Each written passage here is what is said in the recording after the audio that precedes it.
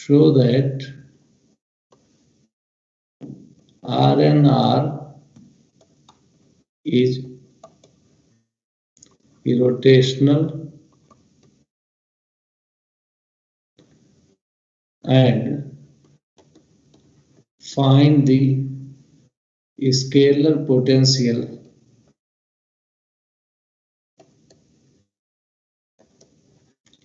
phi x y z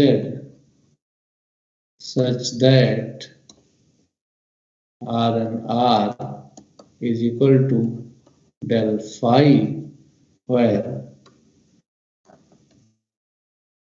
R is equal to xi plus yj plus zk। ये है question, ये question है आपका। अब इसको हम कल दिखा चुके हैं कि नहीं दिखा चुके हैं कि ये रोटेशनल है?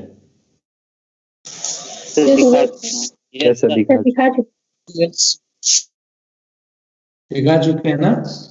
तो हाँ, लास्ट टाइम हम दिखा चुके हैं कि ये इरोटेशनल है, तो है ना? Already we have already shown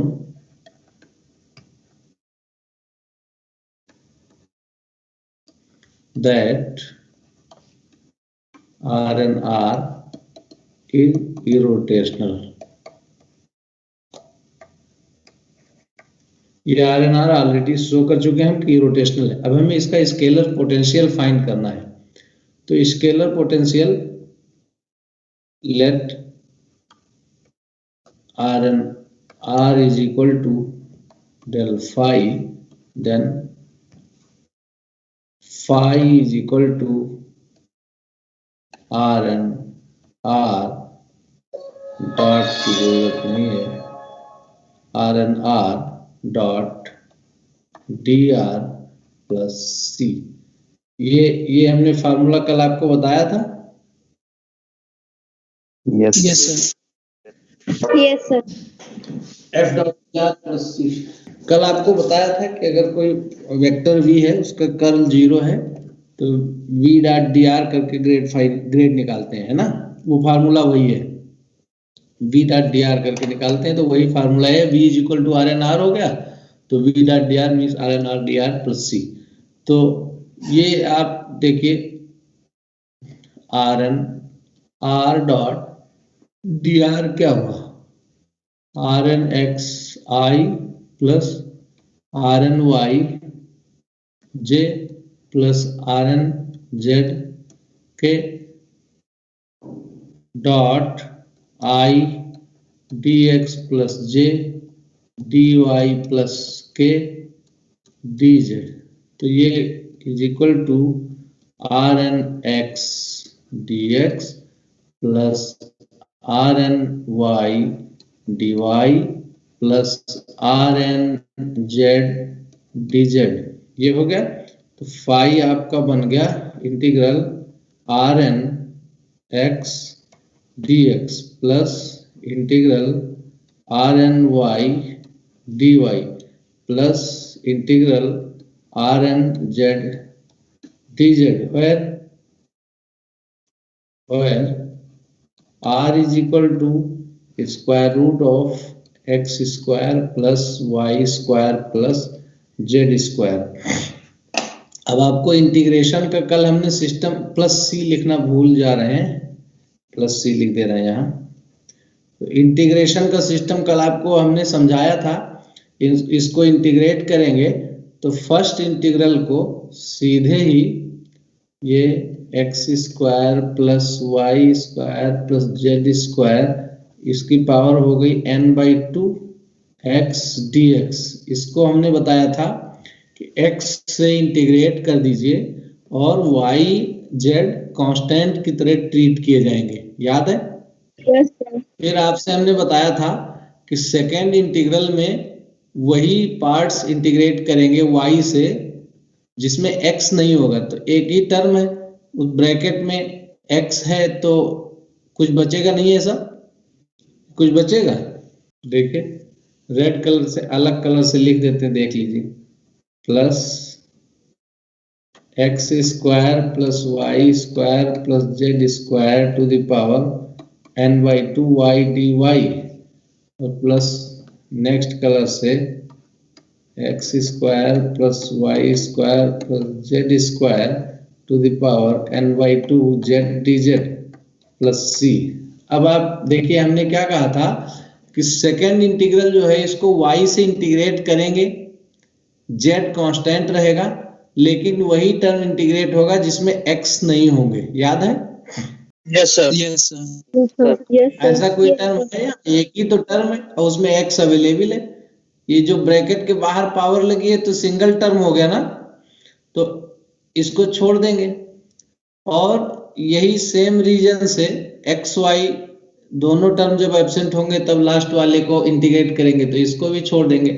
तो एक ही इंटीग्रेट हमें करना है फर्स्ट वाले को।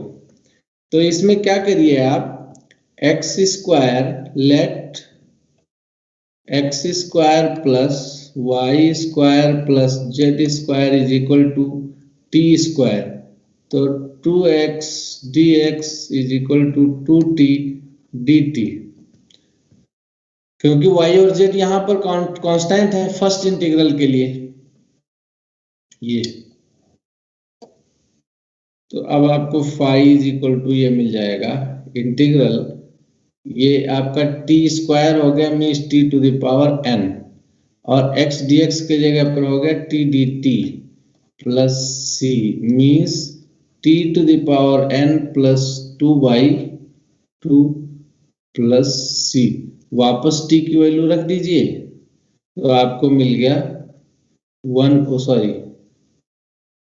n plus 2 1/n plus 2 x square plus y square plus z square, और ये n प्लस 2 है और स्क्वायर रूट कर देंगे 2 हो जाएगा, तो n/2 प्लस 1 प्लस सी, ये 5 मिल गया है।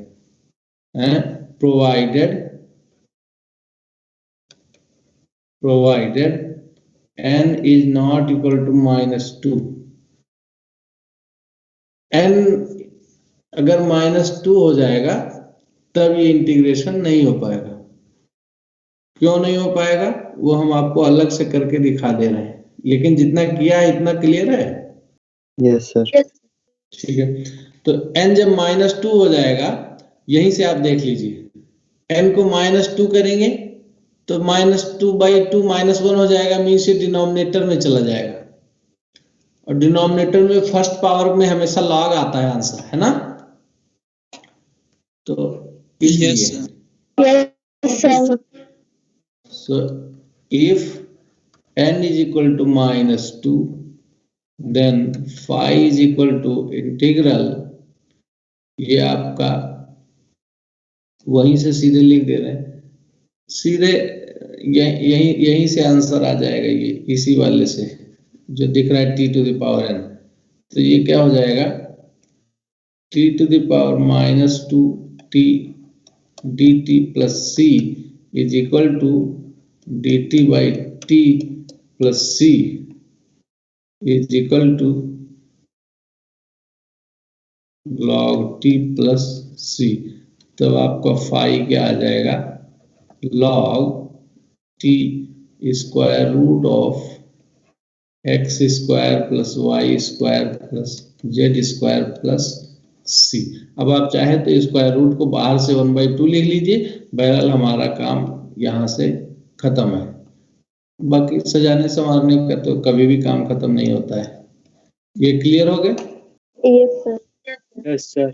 ये हमने इसलिए कहा कि ये बहुत सारे क्वेश्चन हो जाएंगे।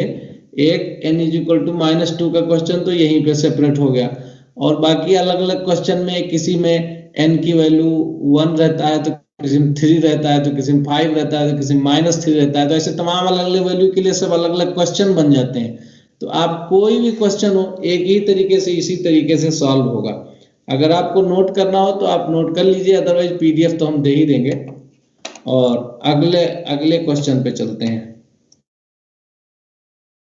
तो ये कर्ल में यही सब टाइप के क्वेश्चन थे, स्पेशल कुछ नहीं है। ये आप देख सकते हैं, ये सब बहुत आसान क्वेश्चन है। एग्जाम्पल 53 दिख रहा है, Yes, Yes, sir. sir. Yes, sir. तो इसमें सब में कोई प्रॉब्लम ही नहीं है, इससे मिलता जुलता तो कल कर ही लिया था। तो ये भी सब वही है, इसमें भी कोई प्रॉब्लम नहीं है, बिल्कुल सिंपलेस्ट कैटेगरी के क्वेश्चन हैं ये सब के सब। ये वेलोसिटी पोटेंशियल ये इसमें अब आया, ये हम पढ़ा ही चुके आपको। ये भी क्वेश्चन 56 दिख रहा है Yes, sir. Yes. है ना। देखिए कोई प्रॉब्लम नहीं है, एग्जैक्टली जो मेथड हमने बताया है बुक में अलग मेथड से इंटीग्रेट किया। आप देखिए ये क्वेश्चन बुक में एक इंटीग्रेटेड है जस्ट 53 के जस्ट ऊपर, तो इनका अलग सिस्टम है। हमने वो सिस्टम नहीं समझाया आपको, आपको हमने सिंपलेस्ट सिस्टम समझा दिया है, तो उसी से करना है। उसमें हिसाब से ये क्वेश्चन 56 भी हो जाएगा, बहुत ही आसान है, इसमें कुछ है ही नहीं। देखिए ये क्वेश्चन आर स्क्वायर आर लिखा हुआ है, तो एग्जैक्टली हो गया ना, n इक्वल टू 2 के लिए हमने जो किया r n r 57। Yes, sir. तो ये देखिए यहाँ r बाई आर क्यूब लिखा हुआ है, तो ये एग्जैक्टली वही हो गया ना, n इक्वल टू -3 के लिए। Yes, sir. तो इसीलिए हमने कहा कि 10 क्वेश्चन एक ही से कवर हो जाएंगे, अननेसेसरी बार बार करने का कोई मतलब नहीं है। ये क्वेश्चन देखिए 59, ये लिखा हुआ है कि given vector v is equal to this, find curl v। तो कर्ल v तो फाइंड करना आप जानते हैं, डेल क्रॉस भी आसानी से। फिर कह रहा है कि show that the vectors given by curl v at p0 and p1 are orthogonal. तो ये बहुत आसान सी चीज है, कर्ल v आपने निकाल लिया, तो p0 पे 1 to -3 वैल्यू रखेंगे x y z की, एक वेक्टर मिल गया। कर्ल v p1 पे 2 3 12 आप रखेंगे, दूसरा वेक्टर मिल गया। दोनों की ऑर्थोगोनल कंडीशन क्या होती है, डॉट प्रोडक्ट 0 हो जाए तो ऑर्थोगोनल है। क्लियर है? Yes, sir. Yes, sir. Yes, sir. तो ये हो गया। फिर ये सिंपल क्वेश्चंस हैं, और ये आईडी है, ये आपको जो दिख रही है आईडी अब आपके कोर्स से हटा दिया गया। फिर भी अगर चाहें तो हम आपको एक दो सिंपल सा चीज बता सकते हैं, जो बाद में आप बाकी उसी तरह से कर सकते हैं। जैसे ये आपको दिखा रहे हैं, लिखा हुआ है डाइवर्जेंस ऑफ डेल फाई निकालना है, तो divergence of del phi, divergence of del phi, divergence of phi V, divergence of phi V, divergence of phi V. तो जिस पर वेक्टर नहीं लगा है वो स्केलर है, और जिस पर वेक्टर लगा है वो वेक्टर है ना। तो ये बहुत सिंपल सा चीज है। तो हम आपको एक कन्वेंशन यहाँ पर बता दें जो आपको आसान पड़ेगा। जो डेल है इसको हम लिखते हैं i del by del x plus j del by del y plus k del by del z. तो कई बार सिंप्लीफाई करने के लिए इसको sigma I del by del x लिख लेते हैं। बस सिग्मा मतलब i del by del x, और बाकी दो टर्म इसी तरह के और हैं, j del by del y, k del by del z. तो इससे थोड़ा आसान हो जाता है। तो यहाँ पर ये हो जाएगा आपका डाइवर्जेंस मतलब क्या होता है, डेल डॉट, और ये हो जाएगा फाई वी। इसको हम लिख लेंगे सिग्मा में डेल को sigma I del by del x dot phi V. जब हम आपको फर्स्ट लेक्चर वेक्टर का पढ़ा रहे थे तो हमने आपसे कहा था कि डेल या क्रॉस या डॉट, इसकी पोजीशन मैटर करती है अक्सर, और हमेशा ही मैटर करती है। तो अब आप यहाँ पर बताइए कि ये जो डॉट लगा हुआ है, ये डॉट किसके वजह से लगा हुआ है, जो आपको यहाँ लास्ट में दिख रहा है, ये बता सकते हैं कौन कौन से वेक्टर की वजह से डॉट लगा हुआ? क्योंकि डॉट तो वेक्टर की वजह से ही लगता है। आई जे के एक जो दिख रहा है वही बता दीजिए, बाकी जे के हम समझ लेंगे। आई और वी के वजह से लगा है ना, सिग्मा छोड़ दीजिए, सिग्मा में तीनों आई है, आई और वी के वजह से लगा है। तो जैसे आप ये लिखना चाह रहे हैं, मान लीजिए 5a डॉट बी एक्स, तो आप चाहें तो इसको 5a एक्स डॉट, लीजिए हैंग कर गया। ये साला हैंग बहुत करता है, पटेल कहता है कि उसका हैंग ही नहीं करता है। 5a एक्स बी, या आप चाहें तो 5xa बी, या आप चाहें तो a डॉट 5xb या a 5x डॉट b, इस सब तरह से लिख सकते हैं, नहीं लिख सकते? Yes Yes. और इस तरह क्यों लिख सकते हैं और क्यों नहीं लिख सकते? स्केलर हाँ, स्केलर है, वो कहीं भी रहे उससे कोई फर्क नहीं पड़ता है। मतलब फर्क किससे पड़ता है कि जो डॉट है वो a और b के बीच में रहना चाहिए। तो वही यहाँ ये जो डॉट है ये i और v के बीच में रहना चाहिए। बाकी फाई और डेल बाई डेल एक्स से कोई फर्क नहीं पड़ने वाला है। ये चीज क्लियर है, तभी समझ में आ जाएगा। Yes sir yes sir. Yes sir clear है। Yes, तो sir, आप sir. इसको ऐसे कर सकते हैं, आई डॉट, अब डेल को आप अंदर ले जाइए, वो तो सिंपली डिफरेंशियल ऑपरेटर है पार्शियल, तो del phi by del X V plus phi del V by del X हो गया। अब ये दो पार्ट में ब्रेक हो जाएगा। I dot del phi by del X V plus sigma I dot phi del V by del X. ये इस लाइन में अगर कोई प्रॉब्लम नहीं हो तो कहानी खत्म। अगर नई प्रॉब्लम है तो आप ये बताइए, i del phi by del x dot v. अब कोई प्रॉब्लम है? No sir. No sir No, sir. ये del phi by del x No, तो sir. कहीं भी रहे कोई फर्क पड़ता ही नहीं है। और वैसे ही यहां भी आई को बाहर कर दें सिग्मा से, I dot del V by del X. अब कोई प्रॉब्लम है? नो सर No, ये no, क्या, sir. ये क्या हो गया, ये क्या हो गया? Gradient sir.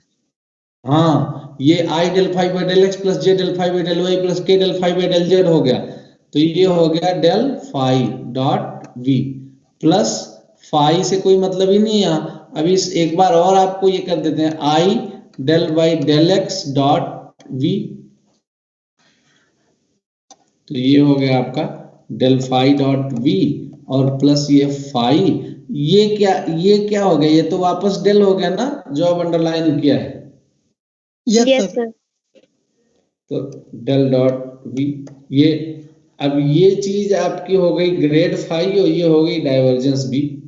तो एज इट इज डिस्ट्रीब्यूशन हो गया, जैसे प्रोडक्ट रूल लगता है वैसे ही हो गया, बस डॉट के पोजीशन से सिर्फ फर्क पड़ गया।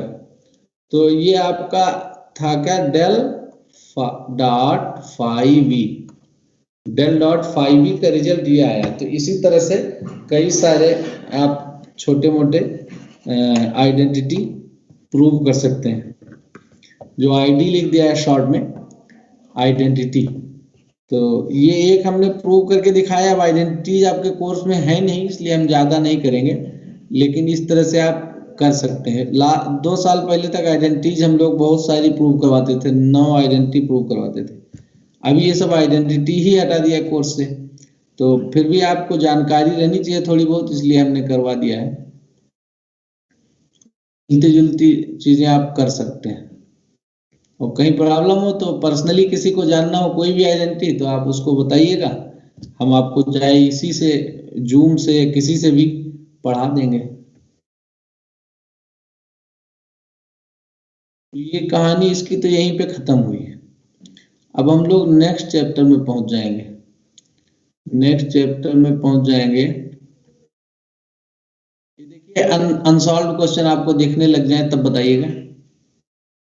Yes sir. Yes sir. दिखने लगे सर। Yes. ये लिखा हुआ है कि डाइवर्जेंस एफ है, तो divergence, find divergence F and curl F given है, आप कर चुके हैं। Find values of ABC that V is irrotational, उसका कर्ल 0 कर दिए, एबीसी निकल जाएंगे। Determine ABCD that F is irrotational, ये वही सब सिंपल क्वेश्चन है। अब ग्रेड 5 ये स्केलर पोटेंशियल फाइंड करना है, आप कर चुके हैं, तो ये हो गए। अब इसके बाद में आप इंटीग्रेशन पे आएंगे, वेक्टर इंटीग्रेशन, यही थोड़ा सा आपको vector integration,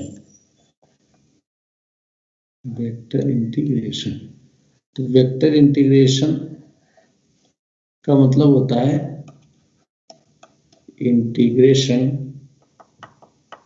vector integration already हम लोग इंटीग्रेट कर चुके हैं, फिर भी हम लोग लिख दे रहे हैं integration, integration of a vector, of a vector, integration of a vector V along a curve C, integration of a vector V along a curve C, that is integration of component of V along the tangent of C। ये हो गया, किसी vector का curve के along कोई component है तो उस कंपोनेंट के अलॉन्ग इंटीग्रेशन करना होता है, वो सॉरी कंपोनेंट का इंटीग्रेशन कर्व पर करना होता है। तो एग्जाम्पल के लिए जैसे मान लीजिए आपने ये बना दिया x और ये y एक्सिस, कि मान लीजिए आपने कोई कर्व ड्रॉ कर दिया, ये कोई पॉइंट है P, यहां से आपका ये वेक्टर हो गया R, और दूसरा एक पॉइंट ले लेते हैं Q, R वेक्टर और R प्लस dr वेक्टर, ये हो गया, ठीक है। ये स्मॉल बना दिया है, वो dr हो गया। ये जो डिस्टेंस है ये ds है, ये जो कर्व की लेंथ है ये मान लीजिए ds है, ठीक है, और ये पॉइंट हो गया आपका Q। तो इस पॉइंट पर एक अलग कलर से फंक्शन बना दें, ये कोई फंक्शन है v, तो v का टेंजेंट के डायरेक्शन में जो कंपोनेंट होगा ये क्या होगा, v डॉट dr होगा। ये तो आप पढ़ चुके हैं। Yes. ये जो लिखा हुआ है उसको फिर से समझ लीजिए, मिटाएं क्या, ऐसे ही समझिए। v वेक्टर है तो हमने आपके थ्योरी में भी क्या लिखा है कि वेक्टर इंटीग्रेशन का मतलब हुआ कि वेक्टर का टेंजेंट के डायरेक्शन में जो कंपोनेंट है उसको इंटीग्रेट करेंगे। ये c आपका कर्व हो गया c, तो v कोई वेक्टर है। थ्योरी में आपको बताया कि इसका वेक्टर इंटीग्रेशन का मतलब हुआ किसी कर्व के लॉन्ग, कि पहले कर्व के टेंजेंट के डायरेक्शन में वेक्टर का कंपोनेंट निकालिए, जब कंपोनेंट आ जाए उस कंपोनेंट को इंटीग्रेट करेंगे। तो ये फिगर अगर आपको क्लियर दिख रहा हो तो ठीक है, नहीं तो फिर से बना देते हैं। ये मान लीजिए कोई कर्व है, ये dr मान लीजिए वेक्टर है, और ये जो डिस्टेंस है ये ds है, तो dr बाई ds जो होता है ये यूनिट टेंजेंट वेक्टर हो जाता है, ठीक है। ये रेडियल आपका स्ट्रेट लाइन वेक्टर है, कर्व है। तो कैसे जो है समझ में आ रहा है, बड़ा सा बना के बताएं, एक बड़ा सा ही बना देते हैं, इसी को फिर से बना देते हैं। P Q R वेक्टर और ये dr वेक्टर, ये R plus dr vector. I hope कि आपने ये नोटेशन पहले पढ़ रखा होगा, और ये जो लेंथ है ये ds। ये नोटेशन पहले पढ़ रखा है वेक्टर पढ़ते समय? Yes sir. Yes, sir. हाँ, तो ये हम बताना क्या चाह रहे हैं, ये dr आपको क्लियर दिख रहा है? Yes sir. ये उसको अलग Yes, sir. रंगीन बनाए। अरे पूरा ही उड़ गया, पूरा ही उड़ जा रहा है। चलिए ऐसे ही दिख रहा है आपको। तो ये जो dr आपको दिख रहा है ये तो स्ट्रेट लाइन और शॉर्टेस्ट डिस्टेंस हो गई p से q के बीच की, और ये जो कर्व है उस पर जो डिस्टेंस चलेंगे वो कर्व की लेंथ ds हो जाएगी, है ना? तो tangent at p is equal to dr by ds, ये यूनिट टेंजेंट वेक्टर हो गया। इसको मान लीजिए आप t बोलते हैं। तो component of v at p in the direction of tangent क्या हो जाएगा? Is equal to VDR। Yes है, क्या हो जाएगा सर V.DR। क्यों? dr का लेंथ पता है, कंपोनेंट किसी डायरेक्शन में ले जाते हैं तो किस वेक्टर से मल्टीप्लाई, किस वेक्टर से डॉट प्रोडक्ट लेते हैं? Unit vector. तो dr यूनिट वेक्टर होगा, श्योर है? dr तो कुछ भी हो सकता है ना। Yes sir. Yes sir. Unit vector dr by ds है। t जो हमने लिख दिया है, t कैप देखिए, टेंजेंट t लिखा है ना, टेंजेंट एट p t, और t को dr बाई ds लिखा है। तो v डॉट t हो जाएगा, मतलब v dot dr by ds। अब इंटीग्रल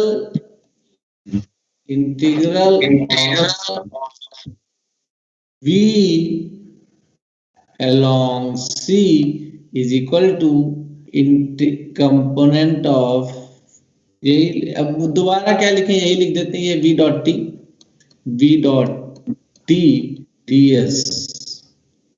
s लेंथ है तो लेंथ के रेस्पेक्ट में ही उसको इंटीग्रेट करेंगे।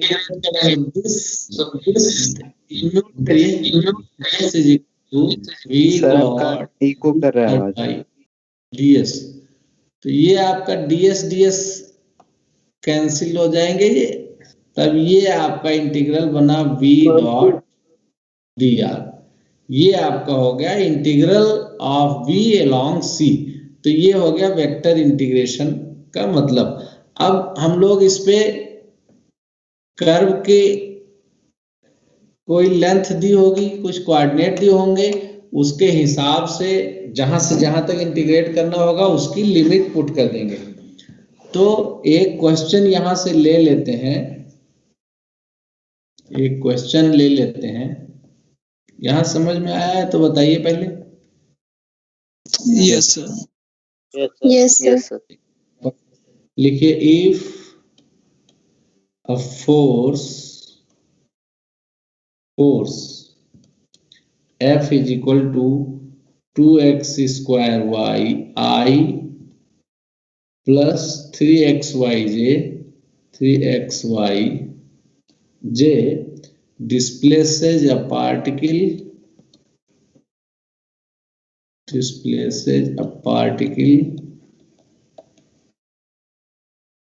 in the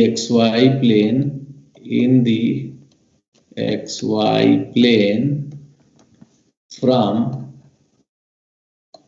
0 0 to 1 4 along the curve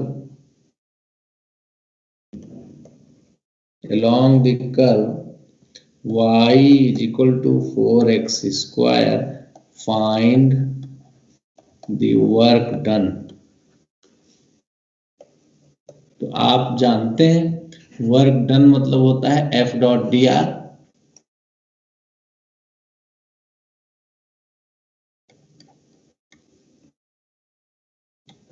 work is equal to integral C F dot D R, this is equal to integral C 2x square Y I plus 3xy J dot I D x plus J D Y. अब आपको एक चीज ये बता दें कि जब आप एफ डॉट डी आर निकालते हैं तो बार बार ये आपको इस तरह एक्सपेंडेड फॉर्म में लिखने की जरूरत नहीं है। तो ये देखिए जो हमने अंडरलाइन कर दिया है ग्रीन से, ब्लू से, जो भी हो, ग्रीन ब्लू स्काई ग्रीन, तो ये एक्सटेंडेड फॉर्म में बार बार लिखने की जरूरत नहीं है। एक बार आप प्रैक्टिस कर लीजिए। डी आर का मतलब D X I D Y J D Z के यही होता है। तो जो भी वेक्टर हो उससे डायरेक्ट ही वर्बल ही आप सीधे मल्टीप्लाई करके डॉट प्रोडक्ट लिख सकते हैं। कैसे? आई के साथ डी, आई का जो कंपोनेंट है उसके साथ dx आ जाएगा, j का जो कंपोनेंट है उसके साथ dy आ जाएगा, k का जो कंपोनेंट है, जैसे ये आपका आ गया integral over c 2x square y dx plus 3xy dy। अब आप अगर चाहें तो ये इतना नहीं लिखें तो भी सीधे कैलकुलेट कर सकते हैं, इसको लिखने की जरूरत नहीं है। कैसे? यहां से जो ऊपर अंडरलाइन किया दिख रहा है, Yes, sir. Yes, sir. Yes, sir. हाँ, तो i का कंपोनेंट है 2x स्क्वायर y, इसके साथ dx आ जाएगा। j का कंपोनेंट है 3xy, इसके साथ dy आ जाएगा। अगर k का भी कोई कंपोनेंट होगा तो उसके साथ dz आ जाएगा। नहीं है तो नहीं है ना? तो ये ऐसे सीधे एक्सटेंडेड फॉर्म में बार बार लिखने की जरूरत नहीं है। तो अब हम इसको क्या करेंगे, अब इसको इंटीग्रेट करिए 2x square Y dx plus integral 3xy dy। अब आप इंस्ट्रक्शन क्वेश्चन में दिया हुआ है कि जो कर्व है यहां हमने लिखा हुआ c आपको दिख रहा है? Yes, sir. सी तो कोई भी हो सकता है, सी तो कोई भी कर्व हो सकता है। अब सी का स्पेसिफिक नाम यहाँ दिया है, यहाँ y is equal to 4x square, ये कर्व है। तो जब y is equal to 4x square रखेंगे c but y is equal to 4x square, यही सी है। और रिफाइंड मैनर में लिख देते हैं बट c इज, ये कॉलन लगा दिया, इसका मतलब c को इस तरह से हम रिप्रेजेंट कर रहे हैं। तो dy क्या हो जाएगा? dy हो जाएगा 8x dx। Is it okay? Yes, sir.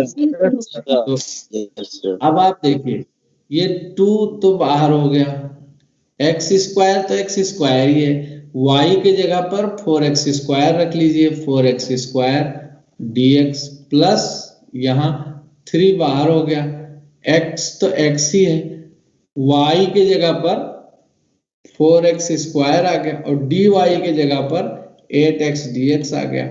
अब सब कुछ x में हो गया। तो जब सब कुछ x में हो गया तब हमें लिमिट किसकी चाहिए? X की। तो देखिए यहाँ x की लिमिट क्या है? यहाँ देखिए क्वेश्चन में 0 से 1. 0 to 1. 0 to 1. x की लिमिट 0 से 1 है और y की लिमिट 0 से 4 है। को y में कर तो हमें y की जरूरत ही नहीं है, तो ये 0 से 1 हो गया। और आप इसको रख देंगे 8, इसी क्या डायरेक्ट इंटीग्रेट कर देते हैं, ये 4 हो गया, x टू द पावर 5/5 0 से 1 प्लस ये हो गया कितना हो गया 96। Yes, sir. 96 और ये x4, ये भी x टू द पावर 5/5 ये भी हो गया 0 से 1। तो ये अब आपका ये कुल मिला के 1104/5, बस यही आ गया आंसर।